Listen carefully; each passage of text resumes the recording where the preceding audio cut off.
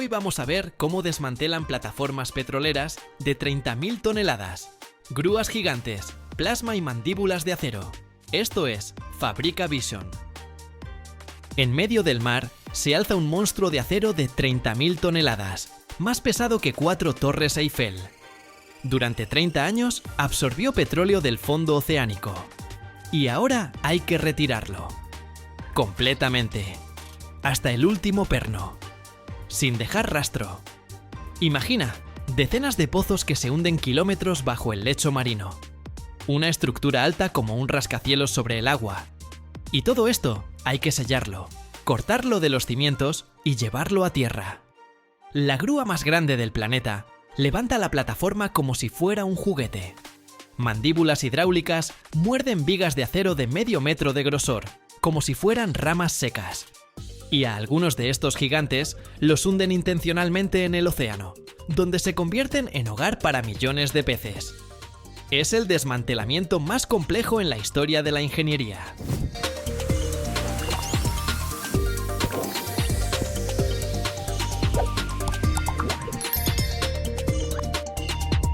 En medio del mar se levanta una enorme estructura de acero. Hace 30 años la instalaron aquí para extraer petróleo del fondo marino. Pero el tiempo es implacable. El metal se cansó de luchar constantemente contra el agua salada y las tormentas, y el yacimiento se agotó. Según las leyes internacionales, no se puede simplemente abandonar a que se oxide. Hay que retirarla, sin dejar ni rastro. Y este proceso, llamado desmantelamiento, es una hazaña de ingeniería tan compleja como la construcción misma. Todo comienza con la etapa más importante y peligrosa, que ocurre en las profundidades bajo el agua. El taponamiento de los pozos. Es como hacerle un tratamiento dental al planeta. La plataforma puede tener decenas de pozos que bajan kilómetros hacia el fondo marino. No se pueden simplemente cerrar con una tapa. Cada pozo debe sellarse de forma permanente y segura. Para esto, se baja equipo especializado y se inyectan varios tapones. Primero va un tapón mecánico, y luego, capa tras capa, se vierten cientos de metros de cemento especial. Esto se hace en varios puntos a lo largo de todo el pozo, creando una barrera multicapa e impenetrable. Es un trabajo absolutamente crítico. La más mínima fuga podría provocar una catástrofe ecológica.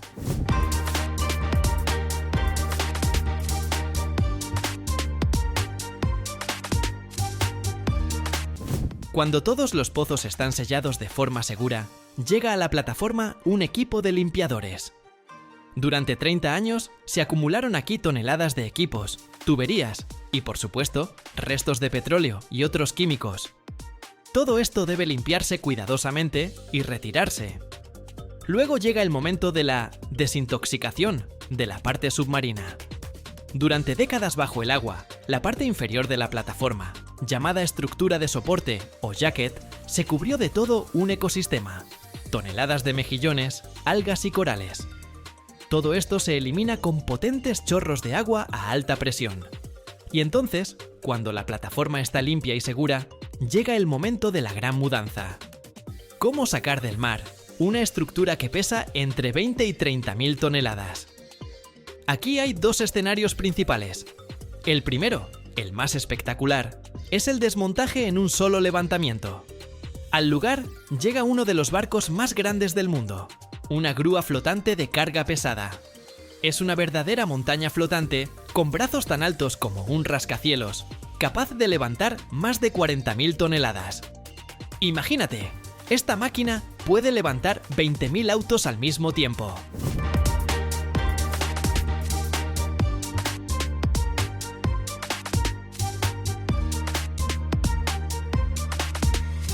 Al principio, buzos especializados o robots submarinos cortan con sopletes de plasma las patas de acero de la plataforma desde los cimientos en el fondo del mar. Luego, la grúa desliza enormes vigas de acero bajo la parte superior de la plataforma, el llamado topside, y lentamente, centímetro a centímetro, comienza el ascenso. Es un momento de tensión increíble. Miles de toneladas de acero se desprenden de su base y quedan suspendidas en el aire. Después, esta casa gigante se coloca cuidadosamente sobre una barcaza enorme. Luego la grúa regresa y levanta del agua el bloque de soporte de la misma manera. El segundo escenario es desmantelar todo en pedazos directamente en el mar. Si la plataforma es demasiado grande o vieja, la cortan en bloques más pequeños, fáciles de transportar. Es como el proceso de construcción, pero al revés. Los trabajadores, como hormigas, cortan la estructura en partes, y grúas más pequeñas las van quitando poco a poco y apilándolas en la barcaza.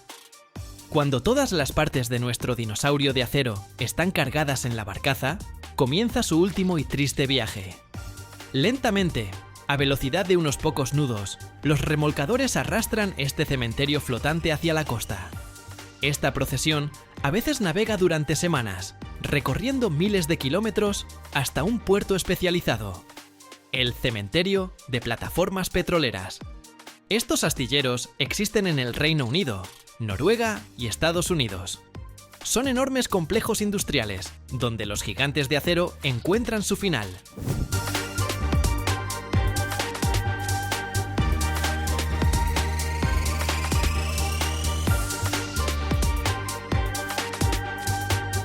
Aquí, en tierra firme, comienza el acto final, el desmantelamiento átomo por átomo. Grúas portuarias gigantes levantan bloques de varias toneladas desde la barcaza y los depositan en una plataforma especialmente preparada. Y ahí es cuando entran en acción los verdaderos carniceros de acero. No hablamos de operarios con soplete, hablamos de tijeras hidráulicas gigantes montadas sobre excavadoras.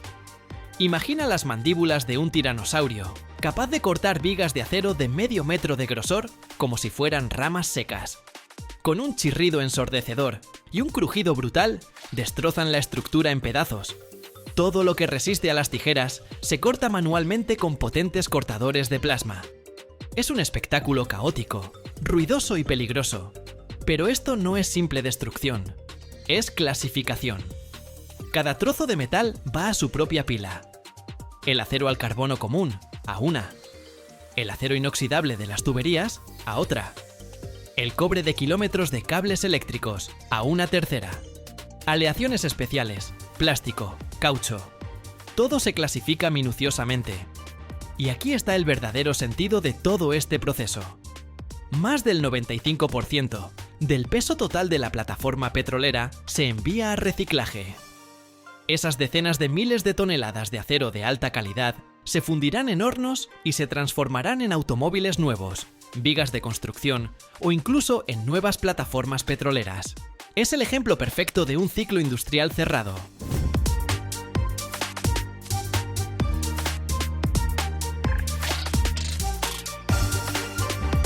Pero a veces la historia termina de otra forma. Existe un programa llamado Rigs to Reefs, o sea, plataformas convertidas en arrecifes. Si la parte sumergida de la plataforma, la jacket, está completamente limpia y es segura, no la suben a la superficie, sino que la dejan ahí mismo, o la trasladan a una zona especial y la hunden. ¿Por qué? Porque después de 30 años en el mar, su estructura de acero se convirtió en un verdadero arrecife vertical, densamente poblado por corales, peces y otras criaturas marinas.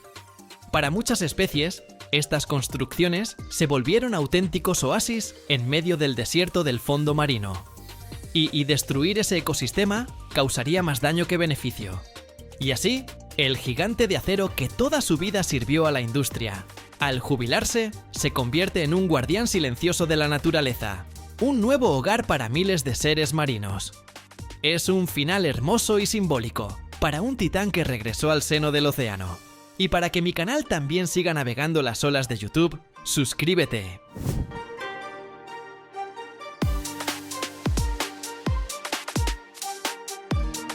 Cada año, en nuestro mundo se desmantelan entre 100 y 150 plataformas petroleras marinas. El peso total del acero, que se recicla de una sola plataforma grande, puede llegar a las 20 o 30.000 toneladas. Es el peso de 3 o 4 torres Eiffel. El costo de desmantelar una sola plataforma de aguas profundas es una cifra astronómica que puede superar los 100 millones de dólares. Y bajo el programa Plataformas a Arrecifes, Solo en aguas mexicanas, más de 500 estructuras antiguas se transformaron en arrecifes artificiales, convirtiéndose en hogar de millones de peces y un lugar favorito para buceadores. Es la prueba de que incluso después de su muerte, estos gigantes pueden seguir siendo útiles. 30.000 toneladas de acero devueltas al océano. Pero las plataformas no son lo único que hay que desmantelar. Bajo el agua esperan máquinas mucho más peligrosas. Cada año envían a desmantelar más de 1.200 buques oceánicos, y algunos llegan a pesar hasta 50 millones de kilogramos. Pero ¿cómo se desmontan estos gigantes? ¿Qué pasa con sus sistemas de combate y sus reactores nucleares? Algunos navíos se transforman en museos submarinos, mientras que otros, ¡impresionante!, acaban convertidos en enormes megaconstrucciones. Este proceso no es solo chatarra, compadre, es toda una ciencia. Así que quédate y verás cómo destruyen leyendas de guerra y les dan una segunda vida. Primero, es importante entender por qué se hace todo esto. Solo imagina la cantidad de metal, tecnología y recursos que guardan estos enormes barcos. No estamos hablando de simples naves viejas, son unidades estratégicas de verdad. Pueden pesar decenas de millones de kilogramos. De hecho, algunos alcanzan los 50 millones o hasta más. Al desmantelarlos, se puede rescatar parte de esos recursos para reutilizarlos y, de paso, proteger el medio ambiente. Cada pedazo de estos gigantes todavía puede tener valor, siempre que se recicle de manera correcta. Además, hay que considerar el peligro que representan si se abandonan sin un desguace apropiado. Los químicos almacenados en los distintos sistemas del buque pueden convertirse en un problema grave. Por eso, este procedimiento no solo resulta rentable desde el punto de vista económico, sino que también es esencial para proteger la ecología. Según nuestros datos, cerca del 65% de los buques en todo el mundo se venden para desguace en astilleros del sur de Asia, como la India, Pakistán y Bangladesh. Así que, cuando un barco termina su vida operativa y queda varado en la costa, listo para su último viaje, primero se le hace una evaluación exhaustiva. Esto se parece mucho a un chequeo médico. Los expertos revisan si hay materiales peligrosos, como asbesto, líquidos tóxicos o aceites. Si todo sale bien, el barco se envía a una instalación especializada para su desmantelamiento. Lo curioso es que no todos los barcos se desmontan de inmediato. Con frecuencia, primero los trasladan hasta el lugar de desguace, donde se cortan en secciones y luego se reciclan. Para enormes buques de guerra, esto incluso puede ser una especie de descanso tras tantos años de servicio. Los datos exactos suelen mantenerse en reserva por motivos de seguridad y confidencialidad. Pero si miramos la información disponible, en 2024, solo el Reino Unido anunció planes de retirar 5 buques por problemas económicos. Esta decisión refleja la tendencia de algunos países a reducir sus flotas por limitaciones financieras. Y ahora que el barco ha llegado al proceso de reciclaje, comienza lo más interesante. Todos sus sistemas, motores, electrónica, armamento, se retiran y se desechan o se reutilizan si es factible. La mayor parte del metal se funde, por supuesto, pero algunos componentes, sobre todo los que contienen sustancias peligrosas, requieren un tratamiento especial. En 2012, se enviaron a desguace cerca de 1.200 buques oceánicos, con una edad promedio de 26 años. ¿Te imaginas cuánto habrá cambiado esa cifra en estos últimos años? ¿Sabías que esto puede ser muy parecido a desmontar un automóvil antiguo? Claro que a una escala muchísimo mayor. Y por supuesto, detrás de todo este trabajo hay equipos de alta especialización y reglas bien definidas, porque incluso la pieza más pequeña puede ser peligrosa para el personal. Pero con los submarinos, la cosa se complica aún más. Para entenderlo, imagina a un enorme monstruo de metal que pasó toda su vida bajo el agua, cargando secretos oscuros y tecnología de vanguardia. Y de pronto, ese monstruo ya no se necesita. En una visita guiada, me impresionó la cantidad de detalles que hay que contemplar en este proceso tan delicado. ¿Por qué? Porque los submarinos a menudo tienen sistemas muy especializados que exigen un desmantelamiento extremadamente cuidadoso, sobre todo si hablamos de reactores nucleares, cuando los hay, o posibles restos de municiones que podrían ser muy peligrosos. Después de esta fase, el submarino pasa a plantas especiales donde lo desarman meticulosamente. Los compartimentos del reactor se cortan en bloques enteros y se llevan a depósitos específicos. Uno de esos compartimentos puede pesar de 1 a 2 millones de kilogramos. Vi equipos especiales, protegidos con respiradores y trajes, acercarse a cada parte del buque para revisar la presencia de elementos peligrosos, y solo entonces daban luz verde al desmontaje. Parecía casi un experimento científico, más que un simple proceso de desguace. Es importante mencionar que en algunos casos, cuando el submarino ya no puede usarse de otro modo, lo transforman en un museo submarino. ¿Saben? Cuando fui a la visita sobre cómo se desmantelan los buques y submarinos militares, pensé que solo vería un montón de chatarra, nada realmente sorprendente, pero lo que vi y escuché me impactó, y en ciertos momentos hasta me dejó atónito. Uno de los momentos más impactantes fue la historia de un submarino que empezó su proceso de desguace hace poco. No era cualquier equipo, era toda una leyenda. Resulta que este submarino participó en un conflicto internacional real y ahora se había convertido en un conejo de laboratorio para el desmantelamiento. Su historia y hazañas militares eran tan significativas que antes de iniciar la demolición, organizaron una pequeña ceremonia de despedida, sobre todo para quienes alguna vez sirvieron en él. Para mí fue un gran shock, pues jamás imaginé que pudiera haber un vínculo emocional tan fuerte con un aparato de esa magnitud. Vi a la gente que trabajó en ese submarino mirarlo con orgullo y tristeza al mismo tiempo, mientras lo desarmaban poco a poco.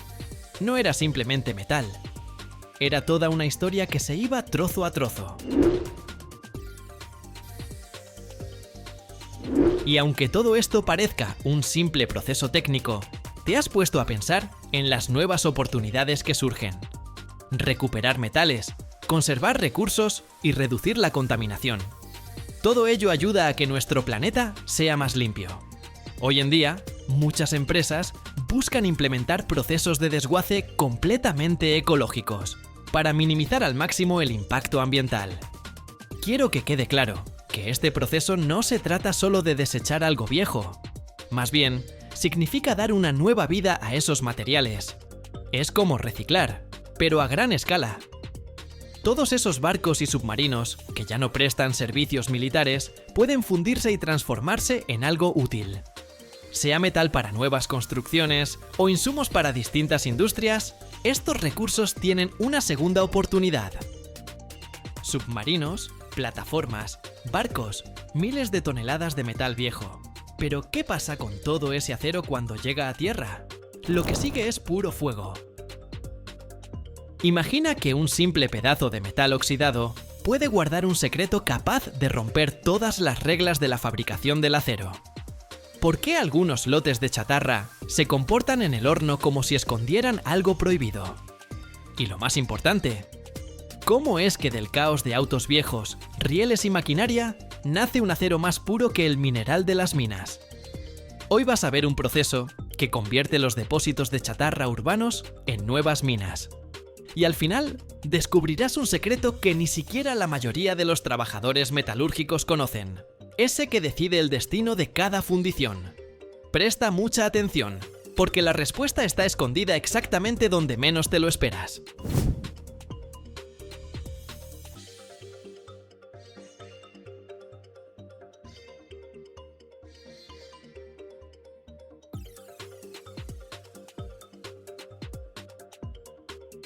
La recolección de chatarra es la parte invisible de la industria del acero, sin la cual los hornos de arco eléctrico no podrían funcionar. Para que llegue a los hornos una carga más o menos homogénea, alguien tiene que clasificar previamente miles de toneladas de autos viejos, maquinaria y metal de construcción. La cadena comienza en los centros de acopio.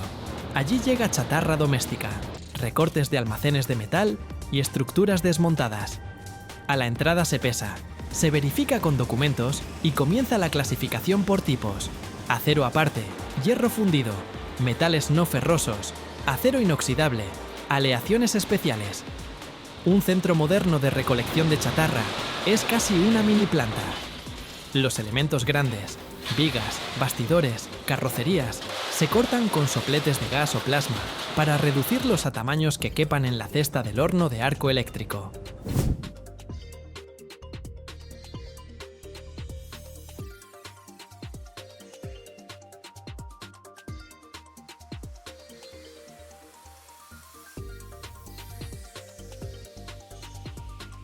Los autos primero se desarman. Se quitan las ruedas, baterías, electrónica, se extraen los fluidos, se separan los metales no ferrosos y los catalizadores. Solo después se prensa la carrocería en bloques compactos empacados. Para chatarra de lámina y piezas pequeñas se usan potentes cizallas que con un solo corte atraviesan vigas y perfiles de varios centímetros de espesor. El momento clave: eliminar todo lo que dañará la fundición. Pinturas con alto contenido de aditivos tóxicos, grandes trozos de concreto, madera, plástico, caucho. Limpiar la chatarra por completo es imposible, pero mientras mejor sea la preparación, menos problemas habrá en el horno, menos escoria, menos explosiones por humedad, menos humo y gases nocivos. Por eso, los flujos de mejor calidad son los recortes industriales de laminadoras o de la industria metalmecánica. Ahí hay pocas impurezas. Los tamaños son predecibles y se conoce la composición química del acero. La chatarra doméstica, de la calle, requiere mucho más procesamiento manual y mecanizado.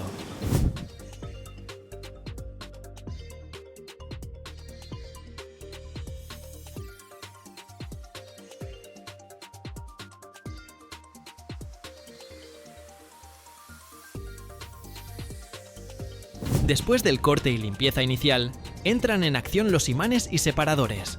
Enormes electroimanes, montados en brazos de grúa, recolectan el metal ferroso de la masa general de residuos, mientras que los separadores de tambor filtran la viruta de acero fina.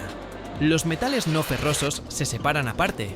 Eso es otra cadena de negocio. La chatarra de acero se agrupa en categorías: bajo carbono, alto carbono, aleado, inoxidable, etc. Para las acerías eléctricas es crucial que en el lote no aparezcan piezas equivocadas. Por ejemplo, acero altamente aleado, donde planean fundir simple varilla corrugada. Por eso, los grandes productores suelen trabajar con proveedores fijos y exigen estrictos requisitos de etiquetado y análisis. La chatarra preparada se comprime en paquetes densos o se carga en grandes contenedores tipo canastas, que luego la grúa alimenta directamente al horno.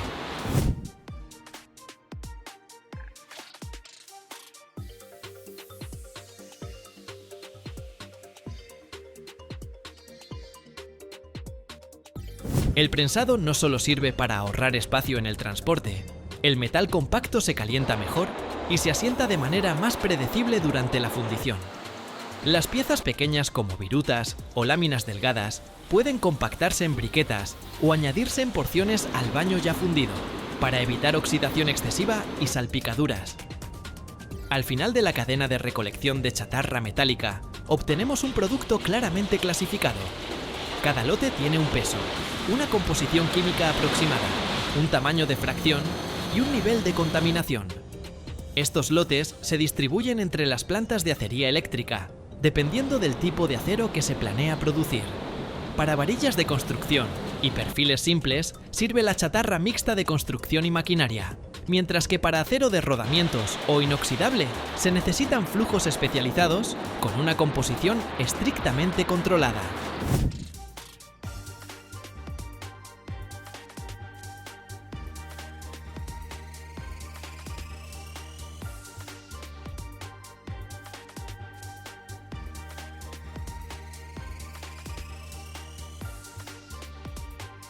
Al final, la recolección de chatarra se convierte en una verdadera industria minera urbana. En lugar de extraer mineral en una cantera, obtenemos hierro de objetos ya fabricados. De qué tan bien funcione este nivel, desde la clasificación en el patio hasta las prensas en el gran depósito, depende la estabilidad de la fundición por arco eléctrico y la posibilidad de que la industria del acero avance hacia un ciclo más cerrado y eficiente en recursos. El corazón del proceso moderno de fabricación de acero es el horno de arco eléctrico. Dentro de una enorme tetera de acero recubierta con ladrillos refractarios, descienden desde arriba 3 electrodos de grafito tan gruesos como un árbol pequeño. Entre las puntas de los electrodos y la superficie de la chatarra metálica se encienden potentes arcos eléctricos.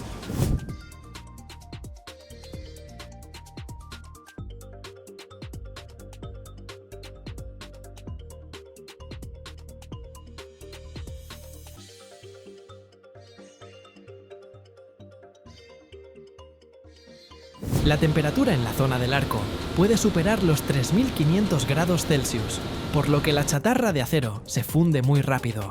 Los trozos macizos se convierten en metal hirviente y escoria, y el horno resiste este golpe térmico gracias al revestimiento refractario y al sistema de refrigeración.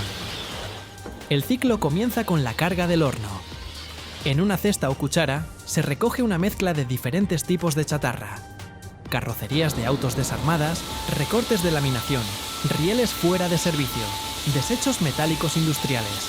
En promedio, entre el 70 y el 80% de toda la carga en el horno de arco eléctrico es precisamente chatarra reciclada. El resto pueden ser adiciones de hierro puro, fundentes y elementos de aleación.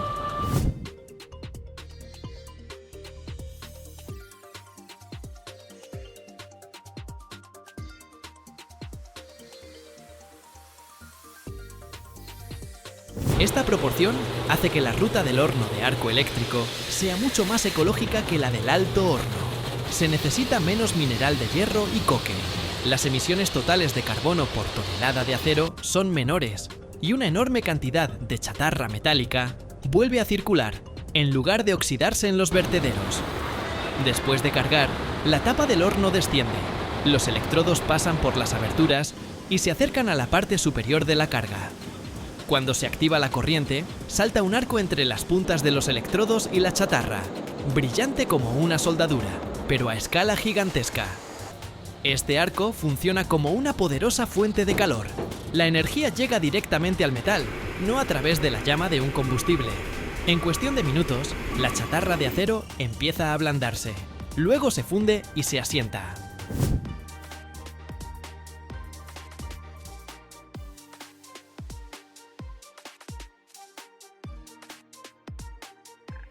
El operador regula la potencia, la longitud del arco y la posición de los electrodos para que la fusión sea uniforme y no cause demasiadas salpicaduras.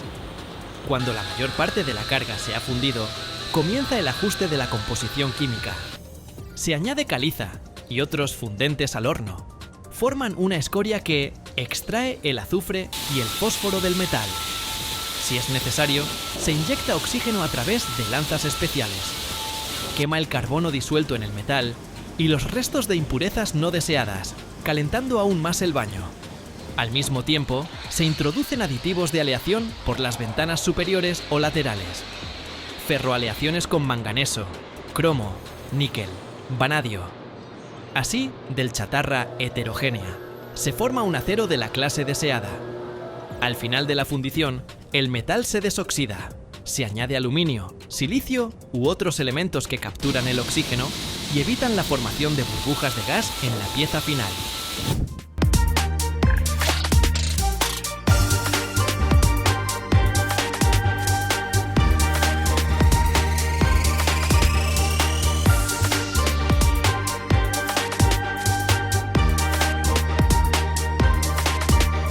Un horno eléctrico de arco moderno, con capacidad de unas 100 toneladas, puede transformar en pocas horas una montaña de carrocerías viejas en un cucharón nivelado de acero líquido. Un ciclo de fundición suele durar entre 40 y 60 minutos para un horno precalentado. Carga, fusión, ajuste de composición, colada. La productividad de estos equipos es impresionante. En un día, una planta con varios hornos puede producir miles de toneladas de metal. Además, la energía del proceso se vuelve cada vez más limpia. La proporción de electricidad de fuentes renovables aumenta, por lo que la huella de carbono por tonelada de acero se reduce aún más en comparación con el esquema tradicional de alto horno. Cuando el análisis de las muestras del fundido confirma la composición y temperatura requeridas, llega el momento de la colada.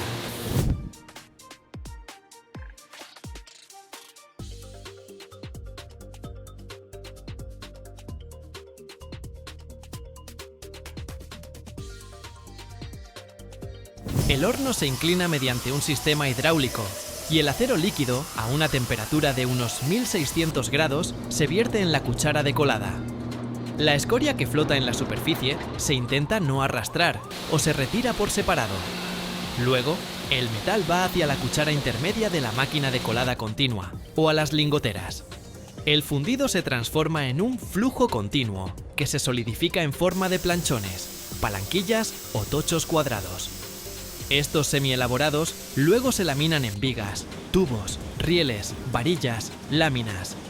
Todo lo que volverá a formar parte de edificios, puentes, maquinaria, para en unas décadas regresar al horno convertido en chatarra.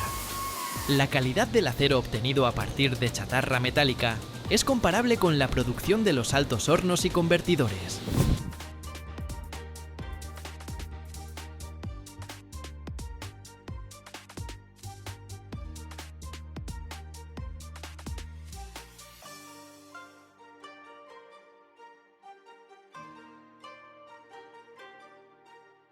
Con una carga bien seleccionada y regímenes de refinado adecuados, el contenido de impurezas nocivas es mínimo y la proporción de hierro y elementos de aleación alcanza el 99% o más de la composición requerida. Para estructuras de alta responsabilidad, como refuerzos para rascacielos o piezas de maquinaria, se aplican además tratamientos al vacío y metalurgia secundaria, reduciendo aún más el nivel de gases e inclusiones no metálicas. La metalurgia de arco eléctrico hoy asegura más de una cuarta parte de la producción mundial de acero y permite casi cerrar el ciclo. El metal viejo vuelve a circular en forma de nuevos productos, en lugar de terminar en un vertedero. Cuanto más la energía eléctrica que alimenta estos hornos pase a fuentes bajas en carbono, más cerca estará la industria del acero de un escenario donde grandes volúmenes de material estructural circulen en el sistema con pérdidas mínimas para el medio ambiente. Del metal fundido nacen cosas nuevas, y una de las más impresionantes pesa cientos de toneladas, el corazón de un barco capaz de cruzar océanos sin detenerse. Cada año, más del 90% del comercio mundial se mueve por mar, pero pocos se imaginan que detrás de esto hay auténticos monstruos de metal que pesan cientos de toneladas. Hoy vamos a entrar en una de las fábricas más grandes de Europa, donde nace el corazón de los gigantescos portacontenedores, un motor de más de 100.000 caballos de fuerza. Imagínate esto, un molde del tamaño de un edificio, metal fundido a más de 1450 grados, y solo 2 minutos para crear una pieza que vale millones de euros. Pero lo más increíble viene al final. Vas a descubrir qué secreto tecnológico permite que estos motores funcionen durante años en medio del océano sin parar. Créeme, una escala así nunca la has visto.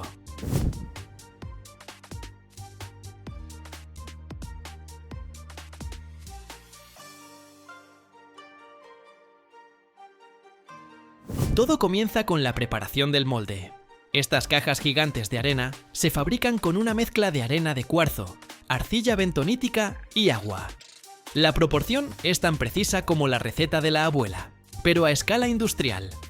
La arena se mezcla en mezcladoras gigantes de 50 metros cúbicos. Se añade un 2% de arcilla como aglutinante. Luego, la mezcla se compacta en marcos de acero de 30 centímetros de espesor que pesan 100 toneladas cada uno. Los trabajadores con cascos activan las mesas vibratorias. Tiemblan como en un concierto de rock, comprimiendo la arena hasta alcanzar una densidad de 2 toneladas por metro cúbico. Para formar motores de portacontenedores se necesita una arena de fundición especial, principalmente de cuarzo, con un contenido de dióxido de silicio del 98 al 99%. Esta arena proviene de yacimientos naturales en Escandinavia, Alemania o Polonia. Es arena blanca o amarilla. con granos de entre 0,2 y 0,5 milímetros de diámetro, que tienen alta esfericidad para lograr una compactación densa.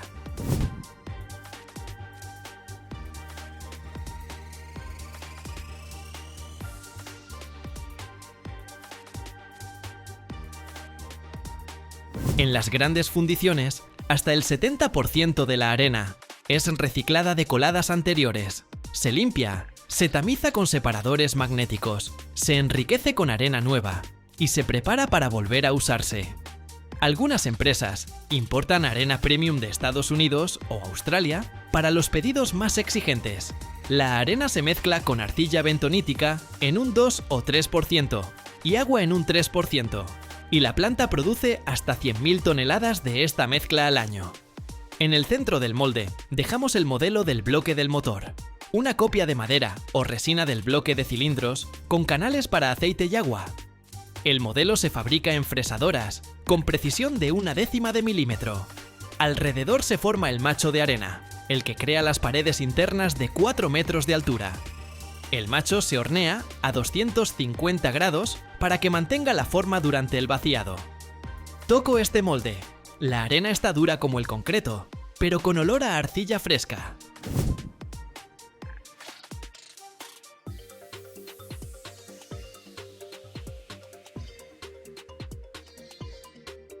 Ahora el metal.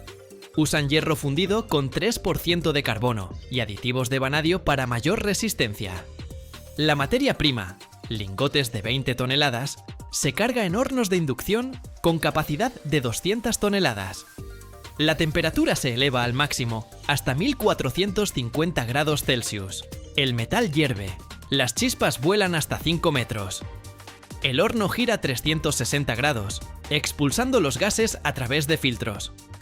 El tiempo de fundición es de 4 horas. Y listo, el metal fundido brilla con un resplandor amarillo. El vertido es la verdadera culminación.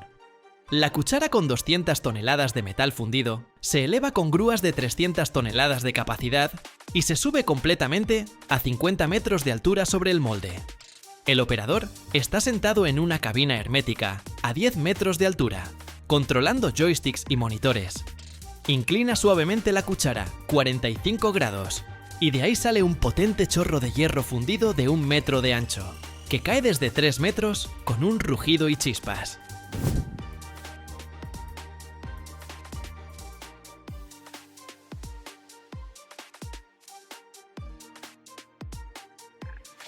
El llenado del molde dura exactamente 2 minutos. El metal cubre una superficie de 100 metros cúbicos, penetrando todos los canales y núcleos. La temperatura en la superficie del metal fundido es de 1450 grados. En el centro del molde se dispara instantáneamente a 2000. El metal sisea al contacto con la superficie húmeda de arena. El vapor sale en densas nubes hasta 5 metros de altura, iluminadas por reflectores. El aire se llena del olor a hierro al rojo vivo, y los sensores registran el flujo, 200 toneladas por minuto.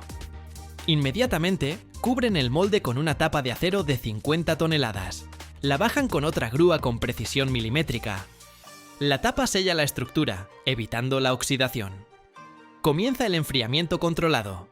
Alrededor del molde activan camisas de agua, tubos que hacen circular miles de litros de agua refrigerada a 6 bares de presión.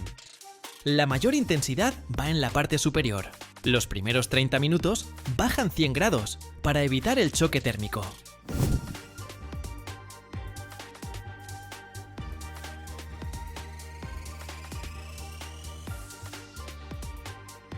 El operador vigila las gráficas en pantalla, regulando el flujo de agua.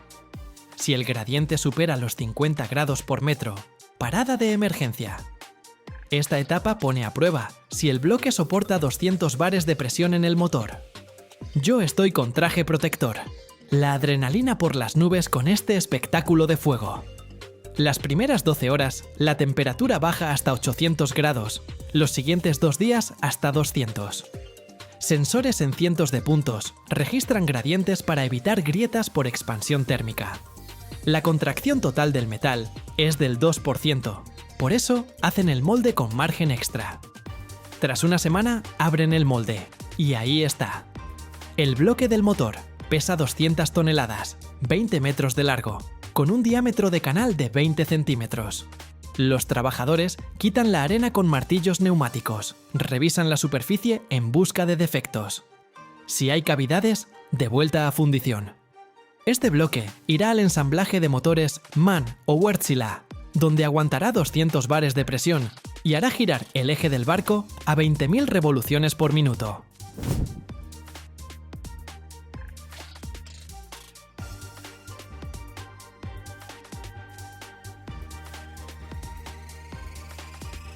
Veo cómo lo lavan, lo pintan con anticorrosivo y lo marcan. El número de serie lo graban con láser. Estos motores impulsan los barcos que transportan el 90% del comercio mundial. Un solo bloque cuesta millones de euros. El ciclo de producción dura 2 meses. En la fábrica, 150 personas trabajan en estos moldes todos los días. Si vieran cómo se vierte el metal, la adrenalina se dispara. Las estadísticas de fundición de bloques de motor para portacontenedores subrayan la magnitud de este proceso. La flota mundial de portacontenedores cuenta con más de 6.000 buques con capacidad desde 10.000 TEU, con motores de más de 100.000 kilovatios instalados en alrededor de 5.000. Cada uno de estos motores tiene un bloque que pesa entre 200 y 300 toneladas, con una longitud de 20 a 25 metros. Las fábricas productoras, principalmente en Finlandia, Alemania y Corea, funden entre 200 y 500 bloques al año. El volumen de un solo molde es de 100 a 200 metros cúbicos de arena, el equivalente a un vagón de arena. El metal para un bloque, 200 toneladas de hierro fundido por valor de $500.000 de euros.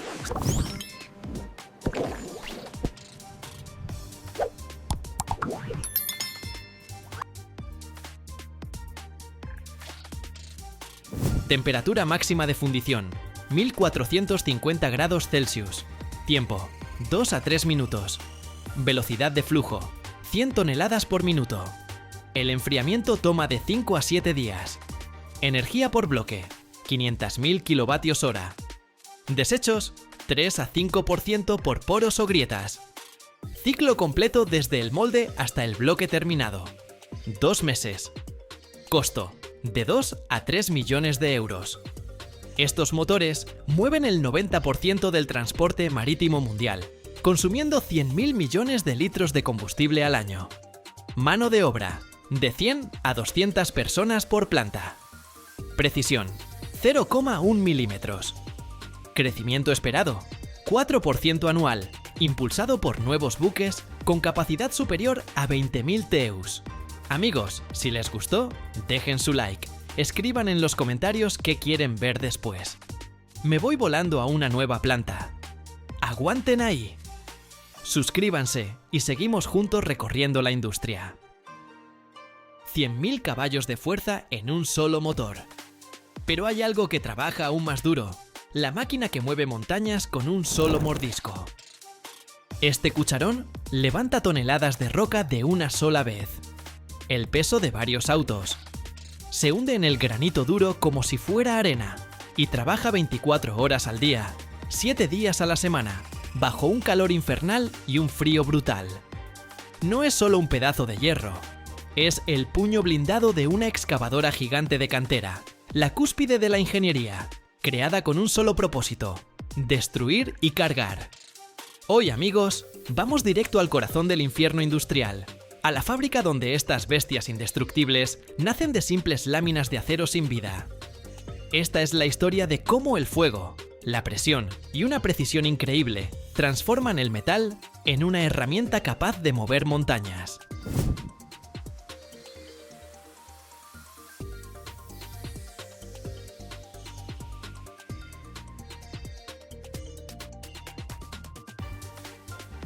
Todo comienza en un enorme almacén al aire libre, donde reposan auténticas placas de acero.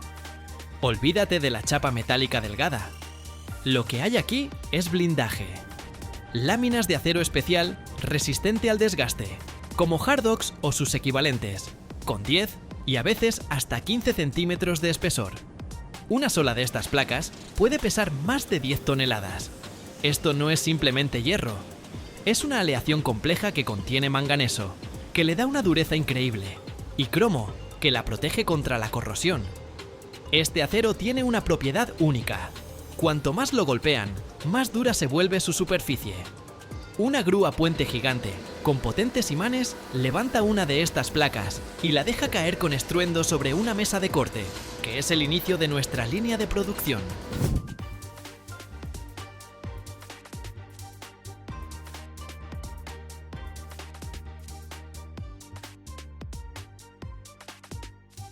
Y aquí comienza el primer espectáculo de fuego, el corte.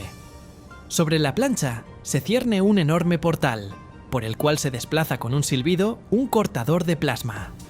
En su interior, una boquilla de la cual brota a presión descomunal un chorro de gas ionizado, calentado a más de 20.000 grados centígrados. Es como un rayo domesticado. El chorro cegador penetra con facilidad el espesor de acero de 50 centímetros y comienza la danza. Controlado por computadora, recorta con precisión milimétrica de la plancha todas las piezas de la futura pala. Los laterales, llamados cachetes, la pared trasera curva, el fondo y el macizo filo delantero. El taller se llena de un rugido, olor a ozono y luz enceguecedora, mientras bajo el cortador brota una fuente de metal fundido que recuerda a los fuegos artificiales.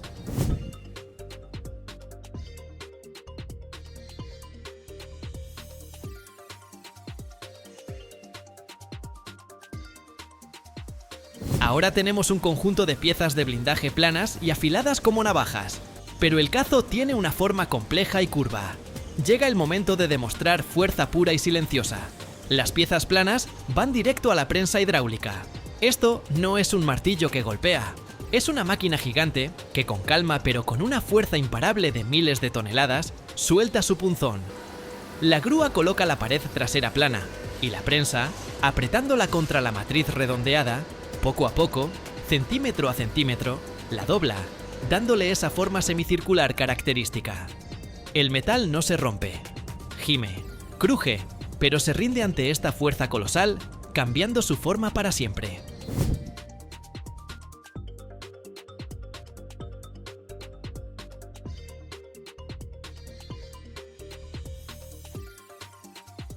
Cuando todas las piezas han recibido las curvas necesarias, comienza la etapa más delicada, que se parece al trabajo de un cirujano, la soldadura. Esto no es simplemente unir pedazos, es crear un organismo monolítico e indestructible. Las piezas se ensamblan en un dispositivo especial, como un rompecabezas tridimensional gigante que las mantiene en la posición perfecta. Y entonces entran en acción los soldadores. Son la verdadera élite de la fábrica. Vestidos con trajes ignífugos y máscaras, comienzan a unir estas gruesas placas. No se hace en una sola pasada. Para soldar dos piezas de acero de 50 centímetros, se necesitan decenas de pasadas, depositando metal capa tras capa. Esto se llama soldadura multipasada. Cada cordón se limpia completamente de escoria antes de aplicar el siguiente. El arco arde con un brillo increíble y el metal fundido fluye como lava, uniendo para siempre las partes separadas. Cada soldadura importante se verifica después con ultrasonido para asegurarse de que no haya grietas ocultas ni cavidades.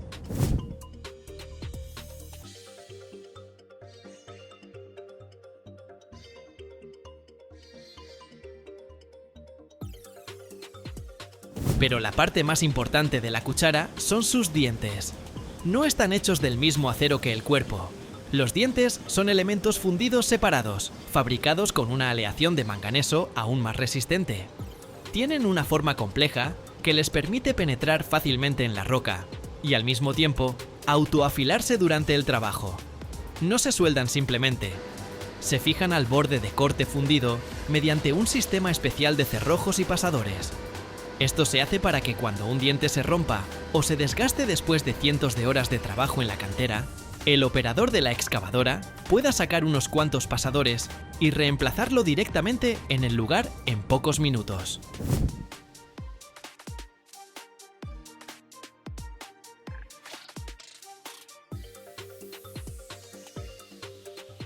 Cuando el cuerpo principal está ensamblado, comienzan a agregarle blindaje adicional. Este proceso transforma un simple cucharón resistente en un verdadero tanque. A las paredes laterales, las mejillas, se sueldan placas protectoras adicionales. El fondo, que es el más grande, se refuerza con franjas especiales resistentes al desgaste llamadas talones. Todas las zonas críticas se cubren con capas adicionales de blindaje. Esto hace que el cucharón sea aún más pesado, pero también varias veces más duradero.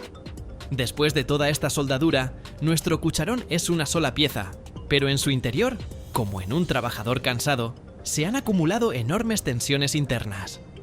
Si se deja así, podría agrietarse con un golpe fuerte. Por eso le espera un procedimiento final de spa, el revenido. Una grúa gigante levanta cuidadosamente todo el cucharón de varias toneladas y lo coloca dentro de un horno enorme. Las puertas se cierran y la temperatura en el sur aumenta lentamente hasta aproximadamente 600 grados Celsius. El cucharón descansa en este calor durante varias horas. Este proceso permite que la estructura cristalina del metal se relaje y libere todas las tensiones, haciendo que toda la estructura sea más fuerte y resistente a los impactos.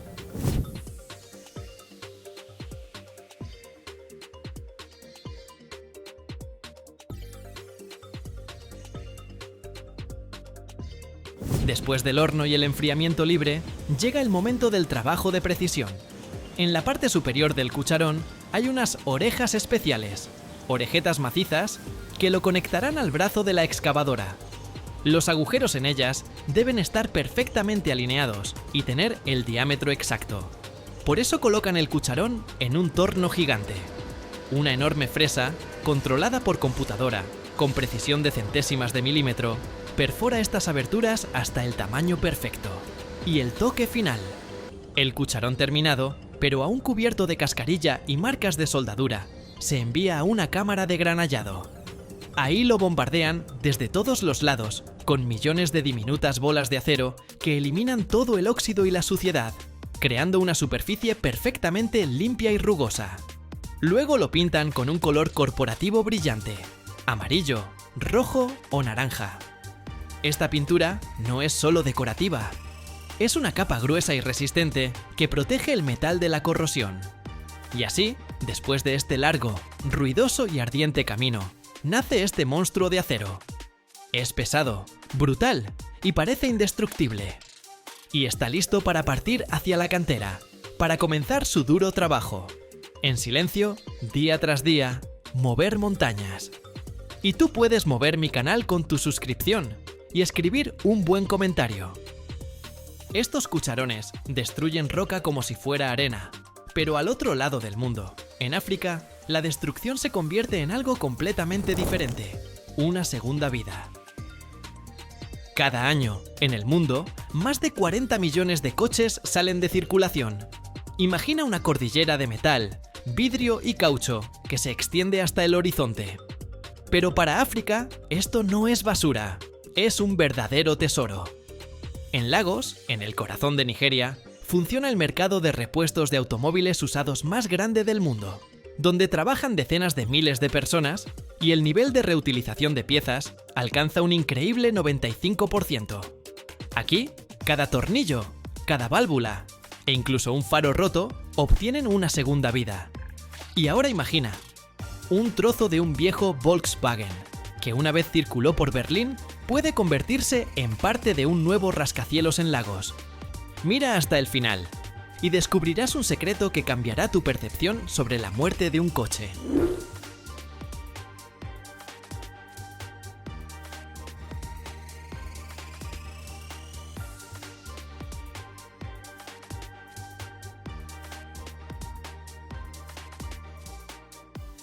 Todo comienza en el caos de un puerto o en las afueras de una ciudad gigante como Lagos. Un campo enorme e interminable que se extiende hasta el horizonte, cubierto no con montañas, sino con cordilleras enteras de coches muertos. Es un cementerio y al mismo tiempo una maternidad. Aquí descansan europeos cansados, viejos Peugeot y Volkswagen que una vez circularon por las carreteras perfectas de Alemania. Y junto a ellos, resistentes japoneses, Toyotas y Nissans, que han sobrevivido más de una temporada de lluvias. El aire aquí es denso y pesado, huele a aceite viejo, a metal calentado por el sol y a goma quemada. Y sobre todo esto, un zumbido incesante, el chirrido del metal, el tintineo de un martillo, el siseo de las máquinas de soldar. No es una fábrica, es un organismo vivo. Y a este organismo llega un nuevo paciente, un viejo y maltratado Toyota Corolla. Su viaje por las carreteras del mundo ha terminado. Comienza su viaje por piezas.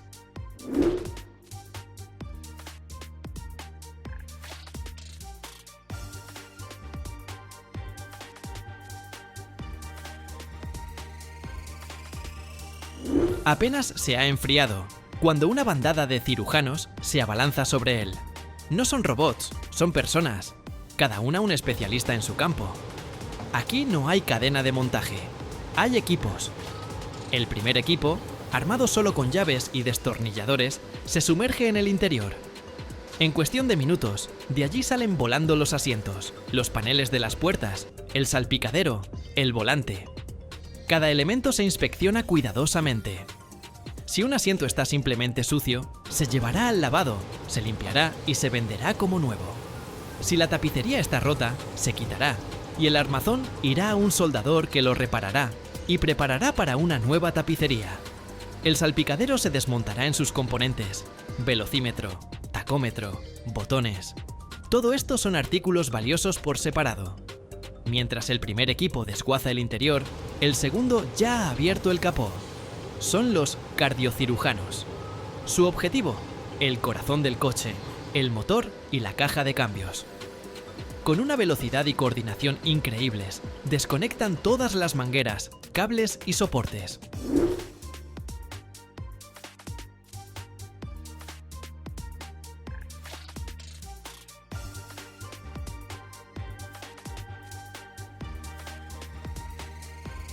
Luego, con la ayuda de un simple polipasto de cadena colgado de una viga oxidada, arrancan todo el tren motriz de su lecho. El motor no se envía a la fundición. ¡Oh, no! Es el tesoro más valioso. Se llevará a un taller donde se desmontará por completo, hasta el último tornillo. Cada pieza, pistones, válvulas, cigüeñal, se lavará a fondo con gasolina y se comprobará su desgaste.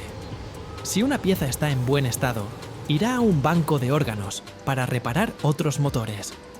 Si está desgastada, se restaurará o se venderá como chatarra. Con varios de estos motores muertos, un genio mecánico local puede ensamblar uno que funcionará durante otros 10 años. Mientras tanto, junto a nuestro Toyota, ya trabaja el tercer equipo, los cosmetólogos. Quitan los paneles de la carrocería, puertas, aletas, capó, parachoques. Cada pieza se evalúa.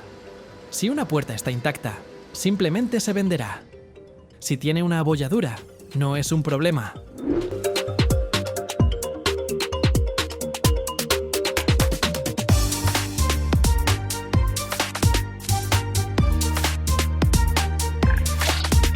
Se la llevarán a un chapista, un verdadero escultor del metal. Con un martillo, un yunque y una increíble sensibilidad para el metal, sacará la abolladura de tal manera que apenas se notará. Luego, la pieza se pintará y se venderá como casi nueva. Incluso un faro roto no es basura. Se extraerán con cuidado los trozos de cristal intactos, que luego podrán usarse para reparar otro faro. Pero eso no es todo. También están los neurólogos y los cirujanos vasculares. Extraen con cuidado todo el cableado del coche.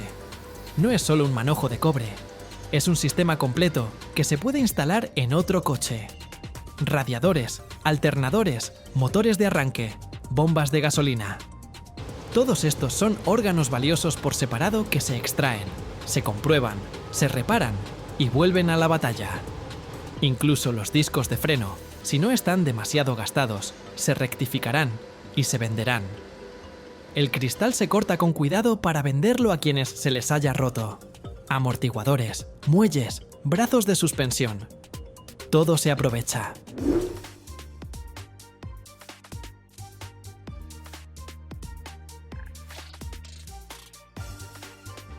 Y así, después de unas horas, en el lugar donde estaba el coche, solo queda un esqueleto desnudo y destrozado. Una carrocería sin puertas, sin ruedas, sin entrañas. Parecería que esto ya es el final. Pero no. Llega el momento de los carniceros finales. Armados con sopletes de acetileno, como demonios, se lanzan sobre este esqueleto. Con un siseo y deslumbrantes haces de chispas que huelen a pintura quemada, lo cortan en trozos de un tamaño conveniente para el transporte. Y estos trozos de metal, la antigua carrocería, emprenden su último viaje. A una acería local, a menudo improvisada. Allí, en hornos artesanales, donde la temperatura supera los 1000 grados Celsius, este metal se vuelve a fundir. El acero líquido e incandescente se vierte en simples moldes de arena, y de él nacen cosas nuevas y sencillas. Barras de refuerzo para la construcción, tapas de alcantarilla, herramientas agrícolas simples o incluso ollas de cocina.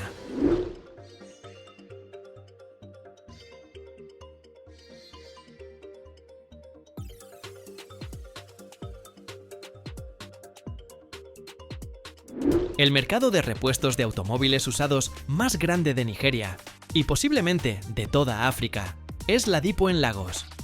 No es solo un mercado, es una ciudad dentro de una ciudad, que ocupa una superficie de decenas de hectáreas. Aquí trabajan más de 30.000 personas, mecánicos, vendedores, chapistas, electricistas.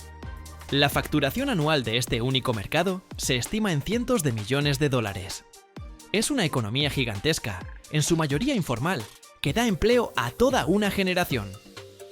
A diferencia de los países occidentales, donde muchas piezas simplemente van a la prensa junto con la carrocería, en Nigeria el nivel de reutilización de piezas de un solo coche se acerca al 95%. Prácticamente nada se tira. Los motores y las transmisiones son la mercancía más valiosa. El motor de un modelo popular, como un Toyota Camry, puede venderse por 500 o incluso $1000 o más, dependiendo de su estado. Es una cantidad de dinero enorme.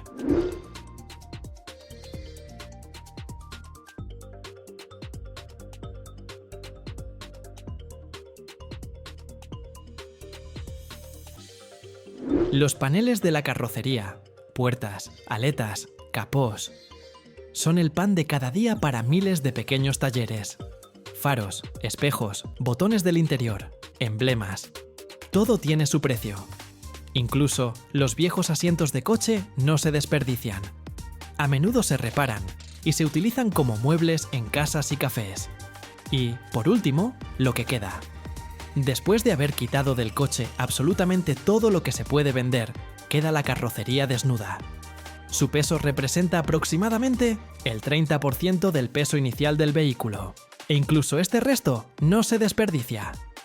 En Nigeria operan numerosas pequeñas acerías, a menudo artesanales, que refunde esta chatarra.